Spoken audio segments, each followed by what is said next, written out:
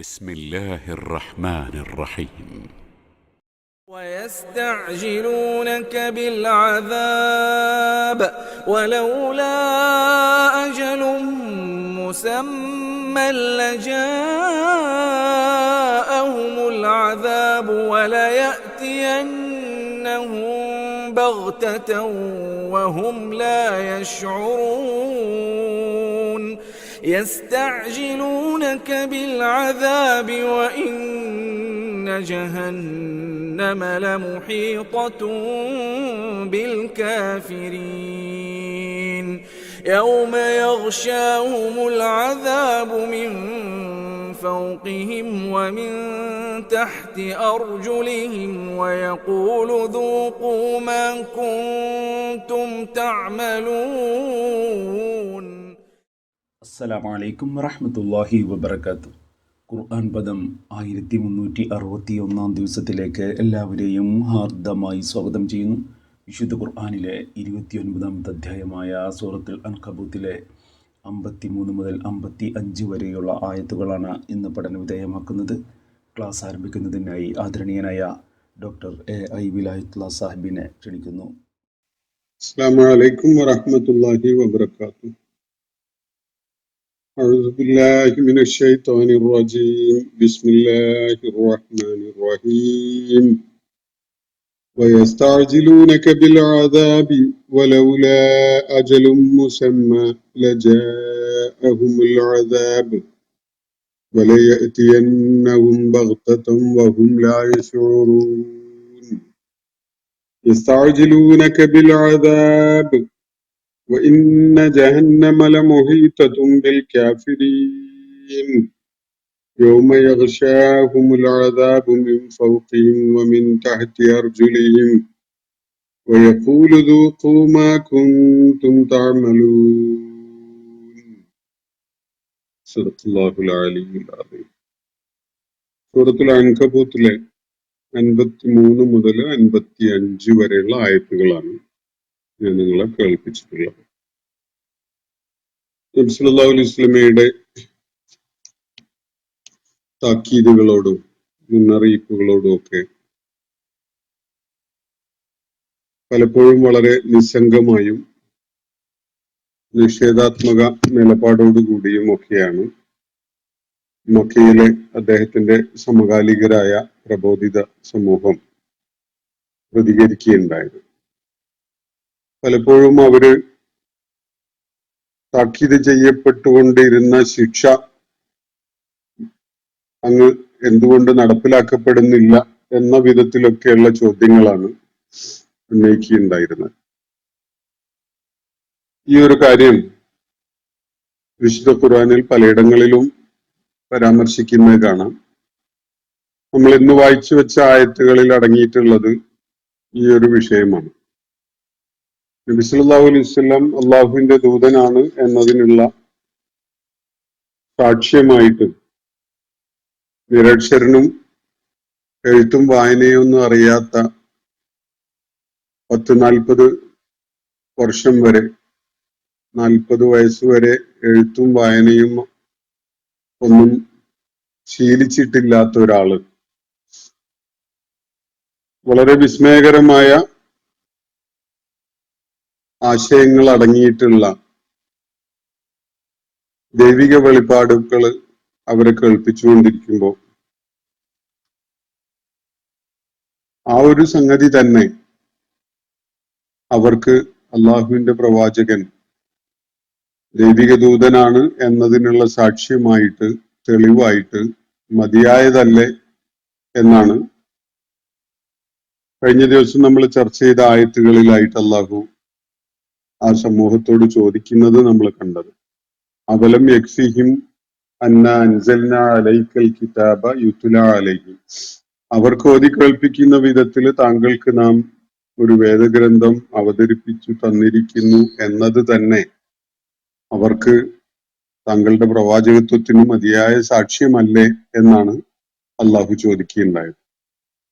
ഒരു വ്യക്തി എന്നുള്ള നിലക്ക് ഒരിക്കലും മുഹമ്മദ് നബി സല്ലല്ലാഹു അലൈഹി വസല്ലം അദ്ദേഹത്തിന്റെ സാഹചര്യത്തിലും സാധ്യതകളിലും നിന്നുകൊണ്ട് ഇങ്ങനെ വിസ്മയകരമായ വാക്യങ്ങൾ അടങ്ങിയിട്ടുള്ള ഒരു രചന സ്വന്തം നിലക്ക് സാധിച്ചെടുക്കുക എന്നത് തീർത്തും അചിന്ത്യമായ, ആലോചിക്കാൻ പോലും പറ്റാത്തൊരു കാര്യമാണ്.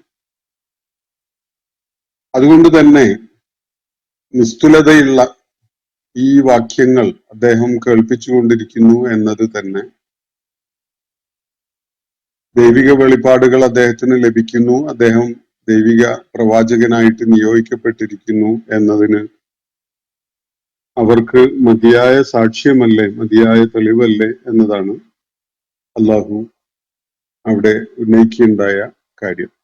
അതിനെ തുടർന്ന് അള്ളാഹു അവരെ കുറിച്ചൊരു പ്രസ്താവന നടത്തുകയാണ്. മക്കയിലെ ആളുകളും അതേപോലെയുള്ള മനോഘടനയുമായിട്ട് നിലകൊള്ളുന്ന ആളുകളും ഒക്കെ ഈ വിധത്തിൽ തന്നെയാണ് ഉള്ളത് എന്നൊരു സൂചന നമുക്കതിൽ വായിച്ചെടുക്കാൻ സാധിക്കും. അള്ളാഹു പറയുന്നത് വയസ്താജിലൂനക ബിൽ അദാബ്, പ്രവാചകരെ താങ്കളോട് അവര് ശിക്ഷ ചോദിച്ചുകൊണ്ട് ധൃതിപ്പെടുകയാണ്. അള്ളാഹുവിന്റെ പ്രവാചകന്റെ സന്ദേശം കേട്ട് ഉൾക്കൊണ്ട് സത്യമാർഗത്തിലേക്ക് കടന്നു വരാത്ത, അതിന് സന്നദ്ധരാകാത്ത ആളുകൾ തീർച്ചയായിട്ടും ദൈവിക ശിക്ഷ ഏറ്റുവാങ്ങേണ്ടി വരും എന്ന ഒരു താക്കീതും മുന്നറിയിപ്പൊക്കെ തീർച്ചയായിട്ടും നബി സല്ലല്ലാഹു അലൈഹി വസല്ലമയുടെ പ്രബോധന ദൗത്യ നിർവഹണത്തിന്റെ ഭാഗമായിട്ട് അവരെ കേൾപ്പിക്കപ്പെട്ടുകൊണ്ടിരിക്കുന്നുണ്ട്. അപ്പൊ അവര് ചോദിക്കുന്നത്, താങ്കൾ കൊണ്ടുവന്നത് സത്യമാണ്, ഞങ്ങൾ അതിനെ നിഷേധിക്കുകയുമാണ് എങ്കിൽ എന്തുകൊണ്ട് താക്കീത് ചെയ്യപ്പെട്ട ശിക്ഷ അങ്ങ് നടപ്പിലാക്കപ്പെടുന്നില്ല? ഇതാണ് അവരുടെ ചോദ്യം. മുഹമ്മദ് നബി സല്ലല്ലാഹു അലൈഹി വസല്ലം സത്യപ്രവാചകനാണ്. അദ്ദേഹം അവരെ കേൾപ്പിച്ചുകൊണ്ടിരിക്കുന്നത് ദൈവിക വെളിപ്പാടുകൾ തന്നെയാണ്. ഞങ്ങള് അല്ലെങ്കിൽ ആ നാട്ടുകാര് അതിനെ കണ്ണടച്ച് നിഷേധിച്ചുകൊണ്ടിരിക്കുകയാണ് എന്നതൊക്കെയാണ് സത്യമെങ്കിൽ നിങ്ങളീ പറയുന്ന, നിങ്ങൾ ഈ താക്കീത് ചെയ്യുന്ന ശിക്ഷ അങ്ങ് നടപ്പിലാക്കിക്കൂടെ? എന്തുകൊണ്ടാണ് ആ ശിക്ഷ നടപ്പിലാക്കാൻ ഇത്രയും ഡിലേ ഉണ്ടാവുന്നത് എന്നതാണ് അവരുടെ ചോദ്യം.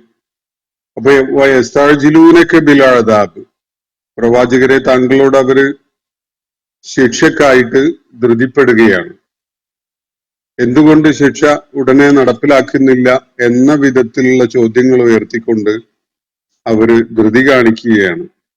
എന്നാൽ വസ്തുത എന്താണ്? വലൗല അജലും മുസമ്മ, നിർണിതമായ ഒരു സമയം നാം അതിന് നിശ്ചയിച്ചിട്ടുണ്ടായിരുന്നില്ലെങ്കിൽ, അള്ളാഹുവിന്റെ നടപടി നടപ്പിലാക്കപ്പെടുന്നതിന് അള്ളാഹു ഒരു സമയം നിശ്ചയിച്ചിട്ടുണ്ട്, ഇവർക്കൊരു അജല് നിശ്ചയിച്ചിട്ടുണ്ട്. ആ അജല് കഴിയുന്നത് വരെ അവര് അതിനുള്ള അവസരം ഉള്ളവരായിട്ട് നിലകൊള്ളും.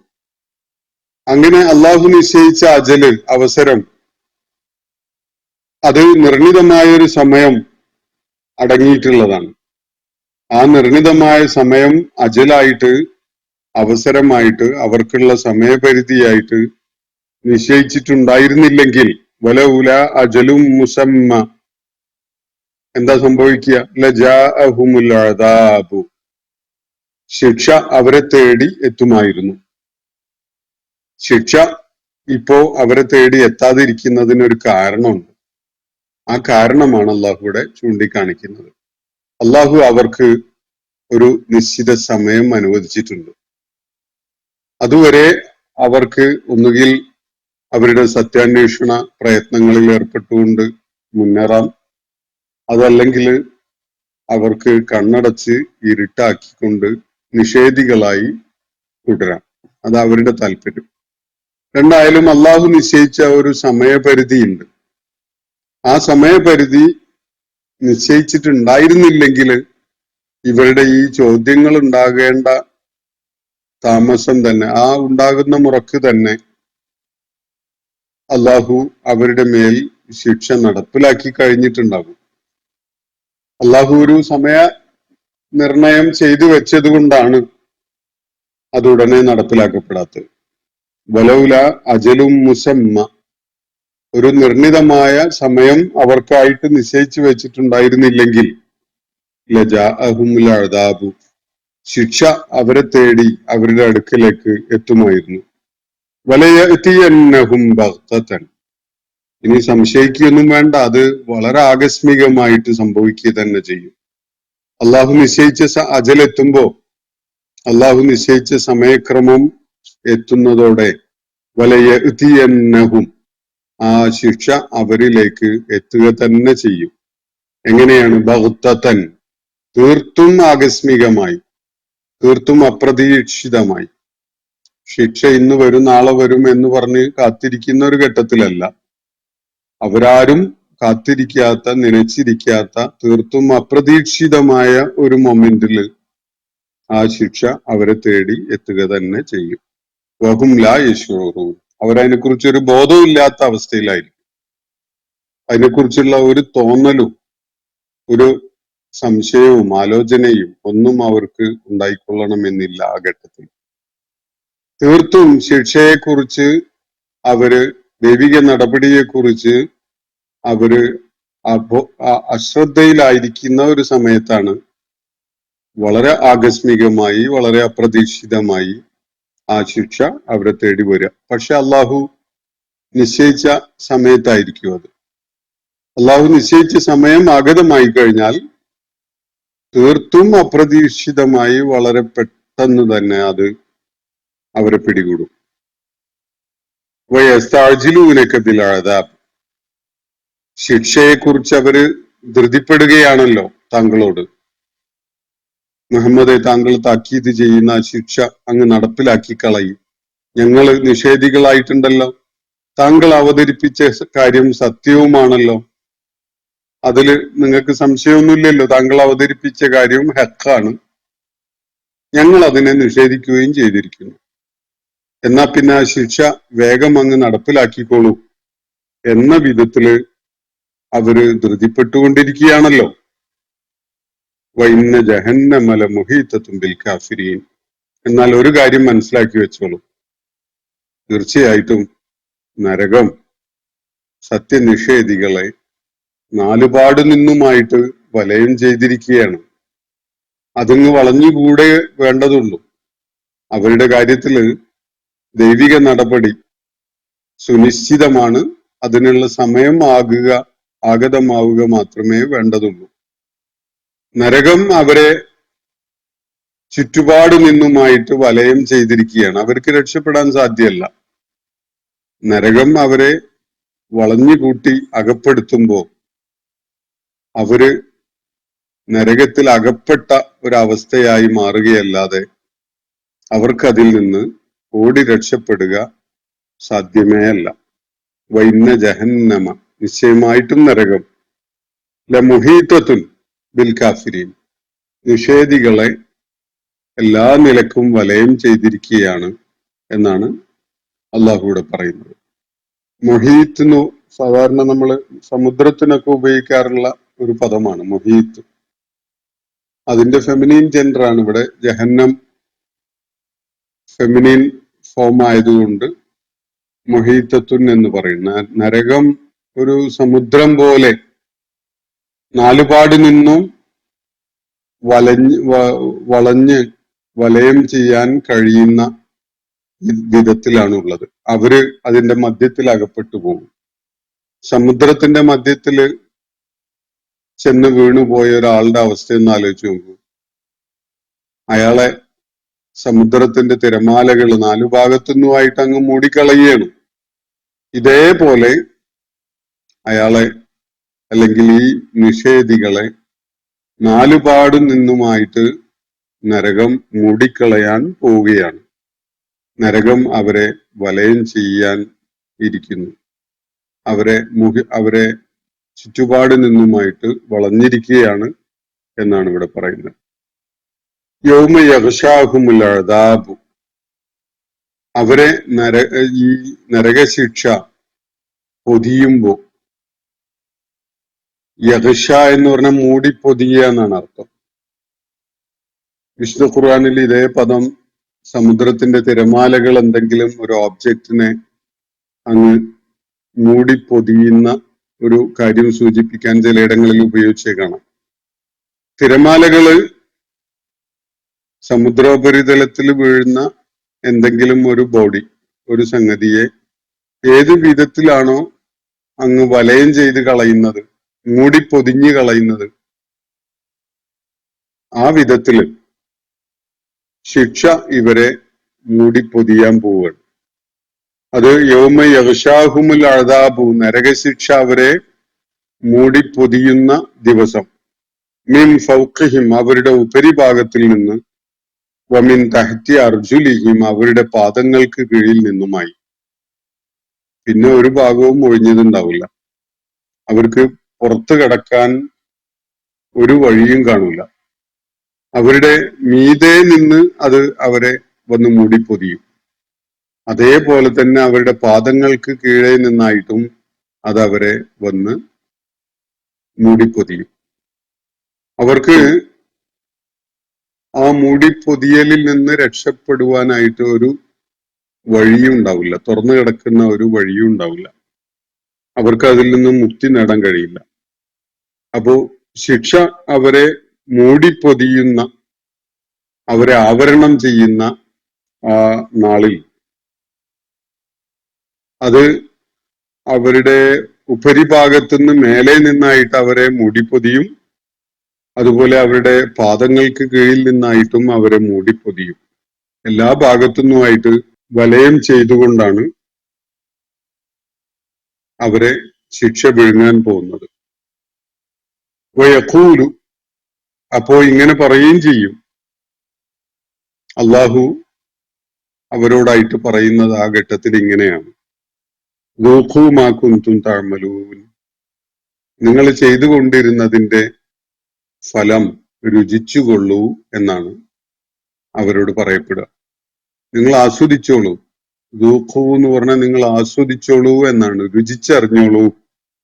മാ കുന്തും തഅമലൂൻ, എന്തൊക്കെയായിരുന്നോ നിങ്ങൾ ചെയ്തുകൊണ്ടിരുന്നത്, നിങ്ങളുടെ അമലുകൾ എന്തൊക്കെയായിരുന്നോ, എന്തൊക്കെ പ്രവർത്തനങ്ങളിലായിരുന്നോ നിങ്ങൾ വ്യാപൃതരായിരുന്നത്, അതിന്റെയൊക്കെയും ഫലം നിങ്ങൾ രുചിച്ചറിഞ്ഞോളൂ എന്ന് അവരോട് പറയപ്പെടും. ആ നാൾ അന്ന് അവർക്ക് ബോധ്യപ്പെട്ടുകൊള്ളും എന്നാണ് അള്ളാഹു ഇവിടെ പറയുന്നത്. ഇന്ന് ബോധ്യപ്പെടാത്ത സംഗതികളാണല്ലോ, അതിന്റെ പേരിലാണ് അവര് നബി സല്ലല്ലാഹു അലൈഹി വസല്ലമയോട് തർക്കിച്ചുകൊണ്ടിരിക്കുന്നത്. എന്നാൽ ഉപരിഭാഗത്തു നിന്നും കീഴ്ഭാഗത്തു നിന്നുമായിട്ട് അവരെ നരകശിക്ഷ മൂടിപ്പൊതിയുമ്പോ തീർച്ചയായിട്ടും ആ നാളിൽ, ആ സന്ദർഭത്തിൽ അവർക്കത് ബോധ്യപ്പെട്ടുകൊള്ളും. നിങ്ങളുടെ ചെയ്തികളുടെ രുചി നിങ്ങൾ അനുഭവിച്ചറിഞ്ഞോളൂ എന്ന് അവരെ കേൾപ്പിക്കപ്പെടുകയും ചെയ്യും. ആ ഘട്ടത്തിൽ തീർച്ചയായിട്ടും അവർക്ക് ബോധ്യപ്പെടും. മുഹമ്മദ് മുസ്തഫ സല്ലല്ലാഹു അലൈഹി വസല്ലം അവരെ കേൾപ്പിച്ചുകൊണ്ടിരുന്ന സംഗതി യാഥാർത്ഥ്യമായിരുന്നോ അല്ലയോ എന്ന കാര്യം. ശിക്ഷ അവരെ തലയ്ക്ക് മീതെ നിന്നും പാദങ്ങൾക്ക് അടിയിൽ നിന്നുമായിട്ട് വലയം ചെയ്യുന്ന, അതേപോലെ അനുഭവിച്ചോളൂ നിങ്ങളുടെ കർമ്മങ്ങളുടെ ഫലം, കർമ്മങ്ങളുടെ രുചി എന്ന് പറയപ്പെടുകയും ചെയ്യുന്ന ആ നാളിൽ തീർച്ചയായിട്ടും അവര് അനുഭവിച്ചറിഞ്ഞുകൊള്ളും, അല്ലെങ്കിൽ അവർക്ക് അന്ന് ശരിയായ ബോധ്യം ഉണ്ടായിക്കൊള്ളും.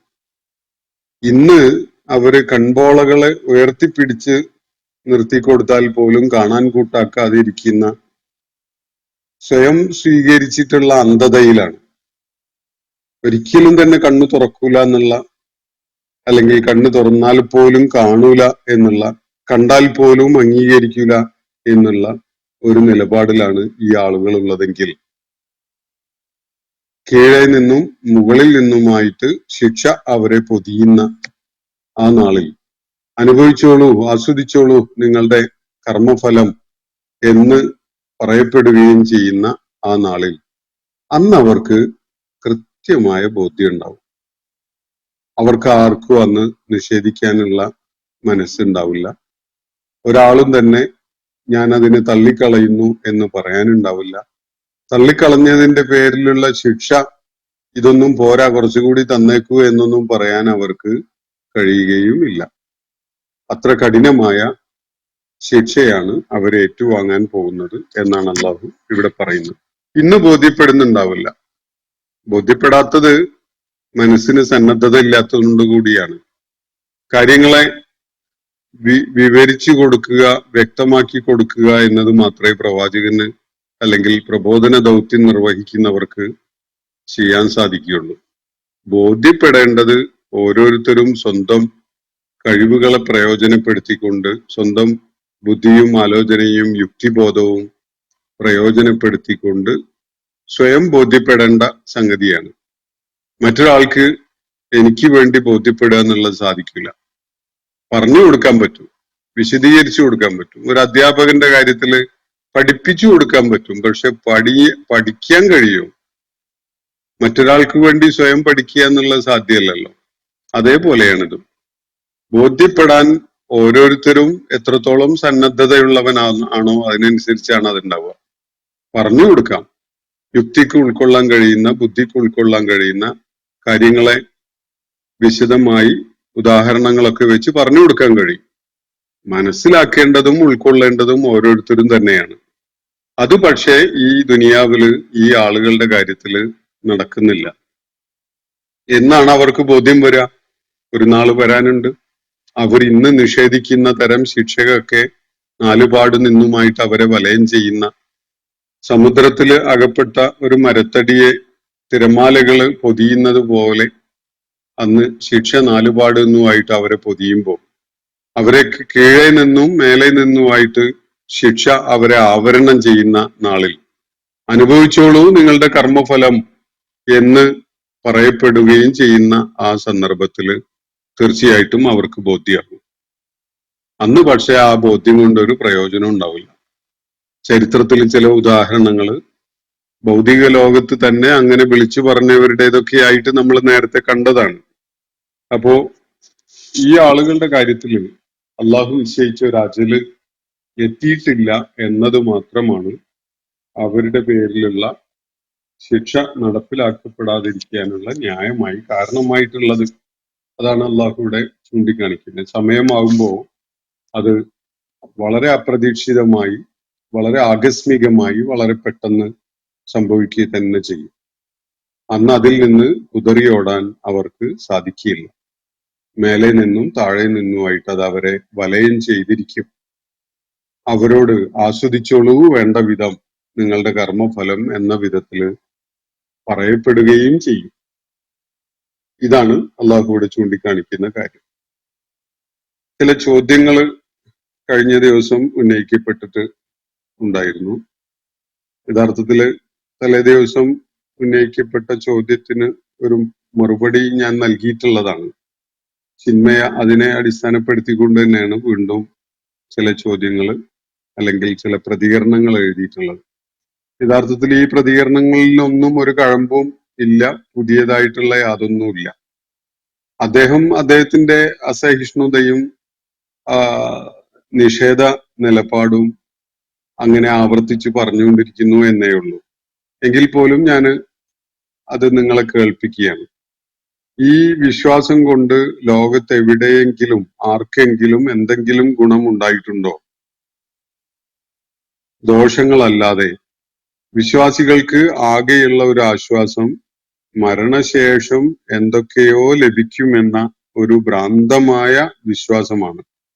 അങ്ങനെ അവർ ഇഹലോക ജീവിതം നരകമായിരിക്കുമ്പോൾ പോലും പരലോക സുഖസ്മരണയിൽ കഴിയുന്നു എന്നാണ് അദ്ദേഹം പറയുന്നത്.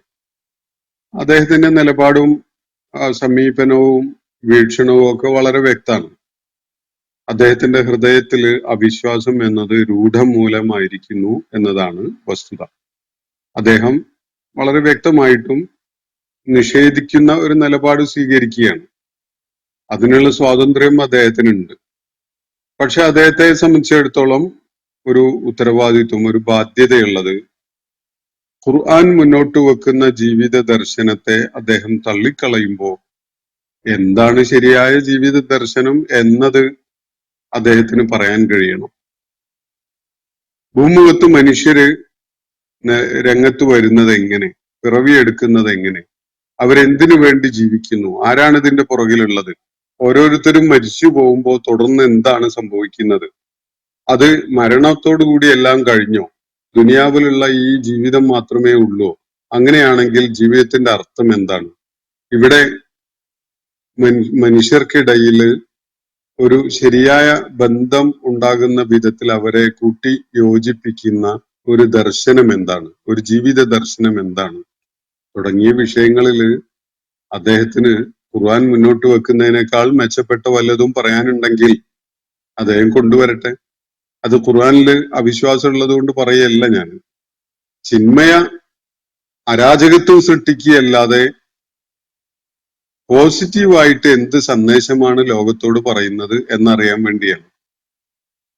ഖുർആൻ വളരെ പോസിറ്റീവായ സൃഷ്ടിപരമായ മനുഷ്യ പ്രകൃതത്തിന് ഏറ്റവും ഇണങ്ങുന്ന ഒരു കാര്യമാണ് പഠിപ്പിച്ചുകൊണ്ടിരിക്കുന്നത്. അതിന് ബദലായിട്ട് ചിന്മയം മുന്നോട്ട് വെക്കുന്നത് എന്ത് ദർശനമാണ്? എന്താണ് ജീവിത വീക്ഷണം അദ്ദേഹത്തിന് പങ്കുവെക്കാനുള്ളത് എന്നത് അദ്ദേഹം പറയട്ടെ. അതിന് വേണമെങ്കിൽ ഒരു ദിവസവും ഞാൻ അവസരം ഒരുക്കി തരാം. അദ്ദേഹം സന്നദ്ധനാണെങ്കിൽ ചോദ്യങ്ങൾ ചോദിക്കുന്നത് ഞങ്ങളായിരിക്കും.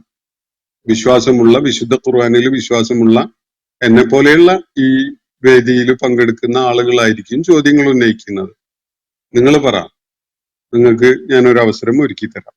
അപ്പോ ഈ വിശ്വാസം കൊണ്ട് എന്തെങ്കിലും കാര്യം ആർക്കെങ്കിലും ഉണ്ടായിട്ടുണ്ടോ എന്ന ചോദ്യം തീർത്തും അപ്രസക്താണ്. കാരണം ലോക ചരിത്രത്തെക്കുറിച്ച് എന്തെങ്കിലും ഒരല്പം അറിയുന്ന ഒരാള് ഈ ചോദ്യം ഉന്നയിക്കുകയില്ല.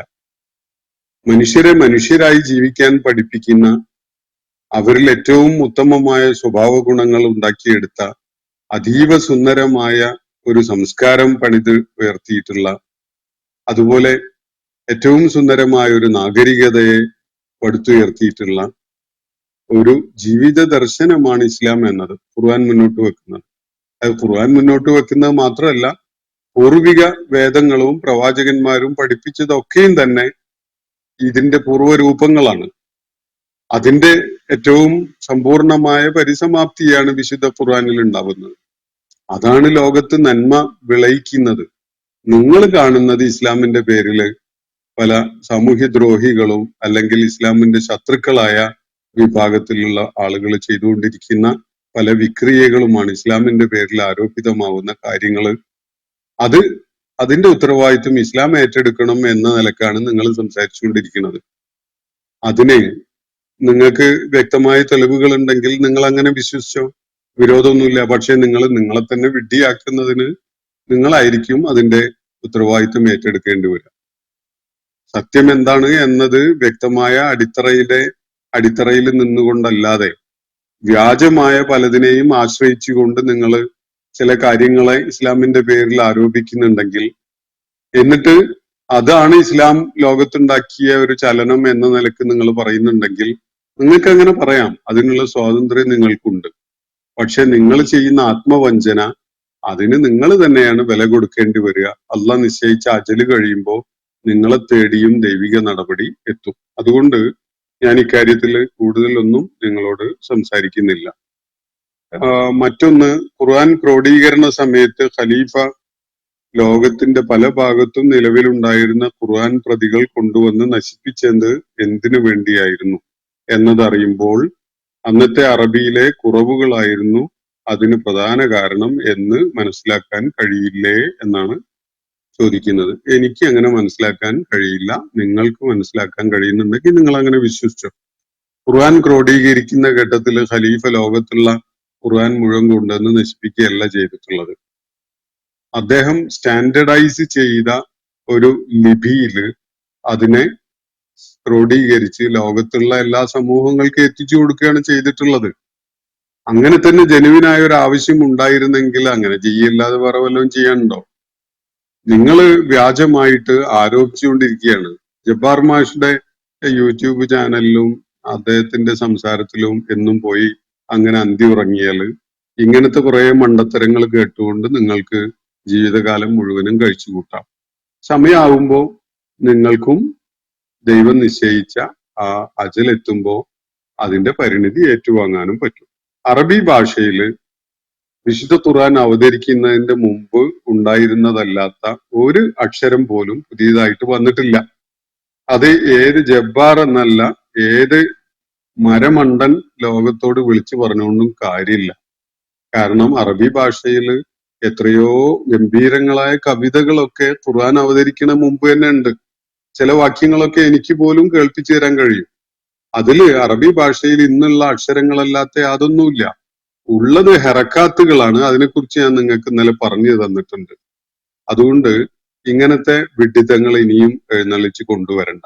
ആവർത്തിച്ച് ഒരേ കാര്യം ഉന്നയിക്കുന്നത് ഈ വേദിയിൽ വരുന്ന ആളുകൾക്ക് ആശയക്കുഴപ്പമുണ്ടാക്കാൻ വേണ്ടി ഉദ്ദേശിച്ചുകൊണ്ടും ദുരുദ്ദേശത്തോടും കൂടിയാണ് എന്നത് ഞങ്ങൾക്ക് മനസ്സിലാകാത്തതുകൊണ്ടല്ല. പക്ഷെ നിങ്ങളൊരു മനുഷ്യനാണല്ലോ. ഒരു മനുഷ്യൻ എന്നുള്ള നിലക്ക് അള്ളാഹു നിങ്ങൾക്ക് തന്ന അജല് നിങ്ങൾക്ക് പ്രയോജനപ്പെടട്ടെ എന്ന സതുദ്ദേശത്തിൽ മാത്രമാണ് ഇതിനോട് ഞങ്ങൾ പ്രതികരിക്കുന്നത്. വേറെ ഒന്ന്, ജബ്ബാർ മാഷ് ഈ അറബി ഭാഷയുടെ അന്നത്തെ കുറവുകളെ സംബന്ധിച്ച് ഒരു വീഡിയോ ഇറക്കിയിട്ടുണ്ട്. അതിൽ കൃത്യമായ വിശദീകരണം നൽകുന്നുണ്ട്. ലോകത്ത് ഈ ഇസ്ലാം, അറബി ഭാഷ, ഖുർആൻ ഇതൊക്കെ ആയിട്ട് ബന്ധപ്പെട്ടുകൊണ്ട് കേട്ടിരിക്കാൻ പറ്റിയ ഏറ്റവും വിവരമുള്ള മനുഷ്യനാണ് ഈ ജബ്ബാർ എന്ന് പറയുന്നത്.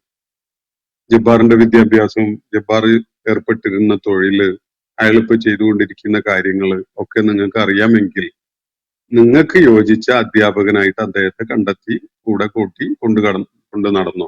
ഞങ്ങൾക്ക് അതിന്റെ ആവശ്യമില്ല. കാരണം ജബ്ബാർ അതിന് മാത്രം യോഗ്യതയുള്ള വിദ്യാഭ്യാസം ഉള്ളവനല്ല. അയാള് ഒരു LP സ്കൂൾ അധ്യാപകനായിരുന്നു. അറബി കോളേജിൽ നിന്ന് എന്തോ അഫ്ളലുൽ ഉലമയുടെ പ്രിലിമിനറി എന്ന് പറഞ്ഞ 2 വർഷത്തെ കോഴ്സ് മാത്രം പഠിച്ച് പുറത്തിറങ്ങിയിട്ടുള്ള ഒരാളാണ്. അതിനൊക്കെ അനുസരിച്ചുള്ള അറിവും വിവരമൊക്കെ ഉണ്ട്. അതിനപ്പുറത്തേക്ക് ഒരുപാട് കുനിഷ്ഠ മനസ്സും ഉണ്ട് എന്നതല്ലാതെ അയാൾക്കൊരു യോഗ്യതയെ എനിക്ക് കാണാൻ പറ്റിയിട്ടില്ല. മലപ്പുറത്ത് ഞാൻ സംഘടിപ്പിച്ചിരുന്ന ഖുർആൻ പ്ലാറ്റ്ഫോം എന്നുള്ള വേദിയിൽ അതിഥിയായി വന്ന് സംസാരിക്കാൻ ഞാൻ അയാളെ അവസരം കൊടുത്തിട്ടുണ്ടായിരുന്നതാണ്. സത്യസന്ധതയുടെ ഒരു തരിമ്പ് പോലും അയാളിൽ എനിക്ക് കാണാൻ പറ്റിയിട്ടില്ല. അതുകൊണ്ട് നിങ്ങൾക്ക് അയാള് എല്ലാ നിലക്കും യോഗ്യനായിട്ട് തോന്നുന്നുണ്ടെങ്കിൽ നിങ്ങൾ അയാളെ പിന്തുടർന്നോ. ലോകത്ത് ഡൊണാൾഡ് ട്രംപിന് വരെ അനുയായികളല്ലേ. അതുപോലെ എന്തെല്ലാം വിഡ്ഢിത്തം പറയുന്ന ആളുകൾ ലോകത്തുണ്ട്. അവർക്കൊക്കെയും അനുയായികളുണ്ട് എന്നല്ല, ഏറ്റവും കൂടുതൽ അനുയായികൾ കാണാൻ ഏറ്റവും കൂടുതൽ വിഡ്ഢിത്തം പറയുന്ന ആളുകൾക്കായിരിക്കും. കേരളത്തിലെ തന്നെ മത നേതാക്കന്മാരെ ഒന്ന് പരിശോധിച്ചു നോക്കൂ. ആരുടെ കൂടെയാണ് സമ്മേളനം വിളിച്ചാൽ ഏറ്റവും കൂടുതൽ ആളുകൾ ഉണ്ടാവുക? ഏറ്റവും വലിയ പൊട്ടത്തരം പറയുന്ന ആളുകളുടെ കൂടെ ആയിരിക്കും. അത് മനുഷ്യന്റെ ഒരു അവസ്ഥയൊക്കെയാണ്. നിങ്ങളും തീരുമാനിച്ചോ, ജബ്ബാറിന്റെ അനുയായി ആവണോ അതല്ല റസൂലുള്ളാന്റെ അനുയായി ആവണോ എന്നത് തീരുമാനിക്കാനുള്ള സ്വാതന്ത്ര്യം നിങ്ങൾക്കുണ്ട്. അത് നിങ്ങൾ പ്രയോജനപ്പെടുത്തി നിങ്ങളുടെ ഭാവി, നിങ്ങളുടെ ആഖിബത്ത് എന്താവണം എന്നുള്ളത് തീരുമാനിക്കാൻ നിങ്ങൾക്ക് തന്നെയാണ് അവസരമുള്ളത്. അത് പടച്ചതമ്പുരാൻ നിങ്ങൾക്ക് തന്നിട്ടുള്ള അജലായതുകൊണ്ട്, അവസരമായതുകൊണ്ട് അത് നിങ്ങൾ പ്രയോജനപ്പെടുത്തിക്കും. അതിന്റെ എന്താണെന്ന് വെച്ചാൽ ഈ വിശ്വാസം എന്നൊരു സംഗതി യുക്തിയുടെ ഭദ്രമായ അടിത്തറയിൽ ബോധ്യപ്പെട്ട് കഴിയുന്ന ഒരു സംഗതിയെ വൈകാരികമായിട്ടും അതുപോലെ നമ്മുടെ ഏറ്റവും വലിയ ഇഷ്ടത്തോടെയും ഒക്കെ സ്വീകരിക്കുക എന്നുള്ള മനുഷ്യന്റെ പ്രകൃതത്തിന്റെ ഭാഗമായിട്ടുള്ള ഒരു കാര്യമാണ്. അവർക്ക് ബോധ്യപ്പെടുകയാണ് വേണ്ടത്. ബോധ്യമായൊരു സംഗതിയെ വിശ്വാസമായി പുൽകാൻ സാധിക്കുന്ന ഒരു പ്രകൃതമാണ് മനുഷ്യനുള്ളത്. നിങ്ങളുടെ കാര്യത്തില് ഈ ബോധ്യം ഉൾക്കൊള്ളാൻ പോലും, കാര്യങ്ങളെ യുക്തിയുക്തമായിട്ട് പരിശോധിക്കാൻ പോലുള്ള സന്നദ്ധത നിങ്ങൾക്കില്ല. നിങ്ങൾ ചില അജണ്ടകളുമായിട്ട് ഇറങ്ങിയിരിക്കുകയാണ്. രാവിലെ തന്നെ നേരം വെളുക്കുന്നതിന്റെ മുമ്പ് പല്ല് തേക്കുന്നുണ്ടോന്ന് പോലും അറിയില്ല. അതിന്റെ മുമ്പേ നിങ്ങളിത് തുറന്നു വെച്ചിട്ട് അങ്ങനെ ഓരോ പൊട്ടത്തരം പറഞ്ഞുകൊണ്ടേയിരിക്കുകയാണ്. നിങ്ങൾക്ക് സത്യാന്വേഷണ പരത നിങ്ങളിൽ ഉണ്ടെങ്കിൽ നിങ്ങൾ ഒരിക്കലും തന്നെ ഇങ്ങനെയുള്ള വിഡ്ഢിത്തം ആവർത്തിച്ച് ചോദിക്കൂല.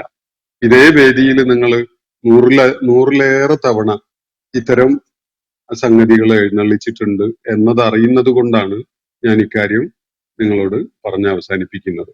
ഞാൻ ഇന്നത്തെ സെഷൻ ഇവിടെ അവസാനിപ്പിക്കുകയാണ്. വാഖിർ ദഅ്വാന അനിൽ ഹംദുലില്ലാഹി റബ്ബിൽ ആലമീൻ. അസ്സലാമു അലൈക്കും വറഹ്മത്തുള്ളാഹി വബറകാതുഹു. ഇന്നത്തെ ഖുർആൻ പദം ഇവിടെ സമാപിക്കുന്നു. ഖുർആൻ പഠനത്തിൽ പങ്കെടുത്ത എല്ലാവർക്കും അല്ലാഹു അർഹമായ പ്രതിഫലം നൽകി അനുഗ്രഹിക്കട്ടെ. വആഖിർ ദഅ്വാന അനിൽ ഹംദുലില്ലാഹി റബ്ബിൽ ആലമീൻ. അസ്സലാമു അലൈക്കും വറഹ്മത്തുള്ളാഹി വബറകാതുഹു.